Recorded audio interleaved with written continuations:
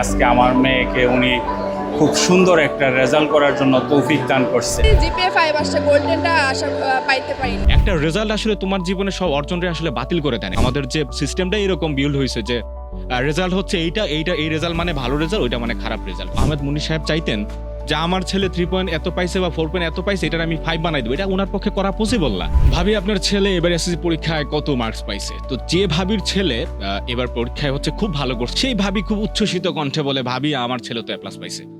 আবার ধরেন যে ব্যক্তির বা যে বাবার বা মায়ের সন্তান হচ্ছে A+ পায় নাই, উনি কিন্তু রেজাল্টটা বলতে চান। উনি বলে যে ভাবি বললেন না বা ভাই বললেন না, কি একটা রেজাল্ট, মানে রেজাল্টের যে সেই যে একটা নাম্বারটা, সেই নাম্বারটি বলতে চায় না। এই চিত্রটা কিন্তু বাংলাদেশের প্রেক্ষাপটে খুবই একটা চিরাচরিত একটা চিত্র, যেটা আমরা আসলে সবসময় দেখি যে এটা আপনাদের ব্যক্তিগত জীবনে ঘটছে বা আমারও ব্যক্তিগত এক্সপিরিয়েন্স আছে যে এটা রেজাল্ট একটু এদিক সেদিক হইলে আমাদের তো একটা মুখস্থ একটা গ্রামার থাকে যে এই রেজাল্টটাই ভালো, ওই রেজাল্টটা খারাপ। যাই হোক, আমি এইবার এসএসসি পরীক্ষার পরবর্তী সময়ে একজন ব্যতিক্রম বাবার সন্ধান পাইছি, যিনি তার ছেলেকে উদ্দেশ্য করে একটা ফেসবুকে পোস্ট দিয়েছে। আমার কাছে ব্যাপারটা খুবই চমৎকার লাগছে, আমি আপনাদের পরে শোনাই। শনন এসএসসিতে জিপিএ 5 পায়নি, এ নিয়ে সকালে আমার খানিকটা মন খারাপ ছিল এই ভেবে, আর কয়েকটা নম্বরের জন্য হলো না।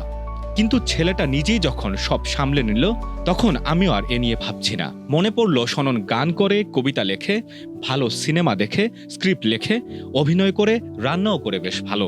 এসবের জন্য A+ কেউ দেবে না, কিন্তু এ পর্যন্ত অর্জন বলতে যা কিছু তার মধ্যে এসবও তো আছে, তাই আমি ওকে জিপিএ 5 দেব।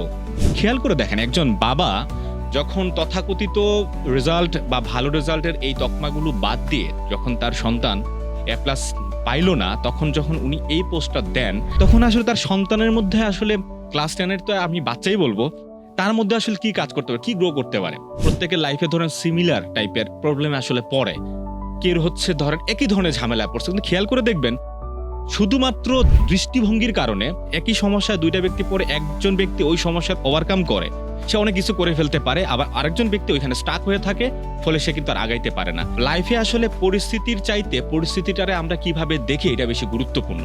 কেন এই কথাটা বলতেছে দেখেন, এটা তো আসলে গ্রো করার বিষয়, আপনার মধ্যে তো সেটা থাকতে হবে। এই যে আহমেদ মুনির নামের যে একজন বাবা, তিনি যখন তার সন্তানের কাছে এই মেসেজটা দিচ্ছেন যে দেখো, একটা রেজাল্ট আসলে তোমার জীবনে সব অর্জনটা আসলে বাতিল করে দেন। এটা তো একটা জিনিসের রেজাল্ট, তুমি পুঁথিগত রেজাল্টে তুমি এটা একটু কম পাইছো, ঠিক আছে, ইটস ওকে, কিন্তু তোমার তো আদার্স অনেক সেক্টর আছে যেখানে তুমি কবিতা লিখো, তুমি গান গাইতে পারো, তুমি স্ক্রিপ্ট লিখো, তুমি ভালো সিনেমা দেখো, তুমি ভালো রান্নাও করতে পারো।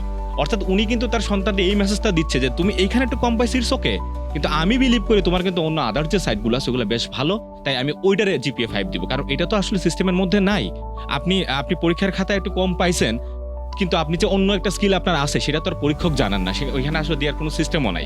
এটা ট্রু যে অনেক বাবা মাই হচ্ছে হতাশ হয়ে পড়েন, নানা লজিক্যাল কারণ তো থাকেই। কারণ আমাদের যে পরিস্থিতিটা এরকম, আমরা যেভাবে বড় হয়েছি বা আমাদের যে সিস্টেমটা এরকম বিল্ড হয়েছে যে রেজাল্ট হচ্ছে এইটা এই রেজাল্ট মানে ভালো রেজাল্ট, ওইটা মানে খারাপ রেজাল্ট। আমি সবসময় সেটা বিশ্বাস করি, বা আপনারা যারা আছেন তারা বিশ্বাস করবেন যে লাইফে বিপদ বলেন, সমস্যা বলেন, সবকিছু তো থাকেই, কিন্তু তার মধ্যে গুরুত্বপূর্ণ হচ্ছে সেই বিপদটা বা সেই পরিস্থিতিটারে দেখার যে জায়গাটা। কারণ পরিস্থিতি তো আমরা চেঞ্জ করতে পারি না, ওটা তো আমাদের হাতে নাই। কারণ এখন যদি শননের বাবা চাইতো, আহমেদ মুনির সাহেব চাইতেন যে আমার ছেলে 3 পয়েন্ট এত পাইছে বা 4 পয়েন্ট এত পাইছে, এটার আমি 5 বানাই দেবো, এটা ওনার পক্ষে করা পসিবল না।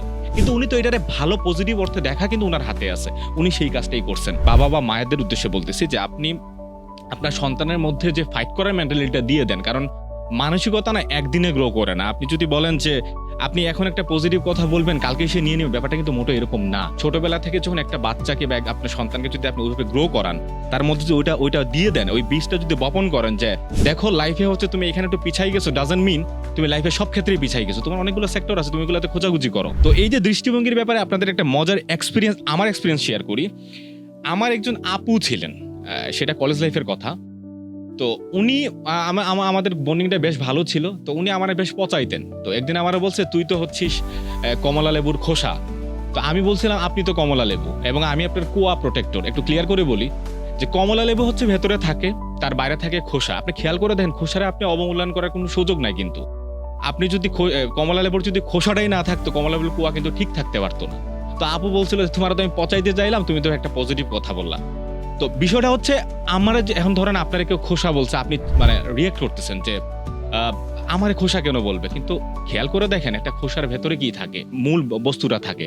কলার ভেতরে কলার বাইরের খোসা আমি আপনারা বলছি, কিন্তু ভেতরে তো কলাটা তো থাকে। সো এইভাবে কিন্তু যদি একটা মানুষের দৃষ্টিভঙ্গি যদি আমরা চেঞ্জ করতে পারি বা আমাদের যদি দেখার ভঙ্গিটা ঠিক থাকে, তাইলে আমরা যে কোনো বিষয় কিন্তু ওভারকাম করতে পারি। কারণ পরীক্ষার ফলাফল তো গুরুত্বপূর্ণ বটেই, কিন্তু সেটা মানুষের সামগ্রিক প্রতিভা, সম্ভাবনা বা মূল্যকে কিন্তু বাতিল করে দেয় না। রেজাল্ট বলেন বা লাইফে যে কোনো সমস্যার ক্ষেত্রেই বলেন, দেখার দৃষ্টিভঙ্গিটা আসলে সবচেয়ে বেশি গুরুত্বপূর্ণ, রেদার পরিস্থিতিটা কোনটা ওইটার চাইতে। Thank you.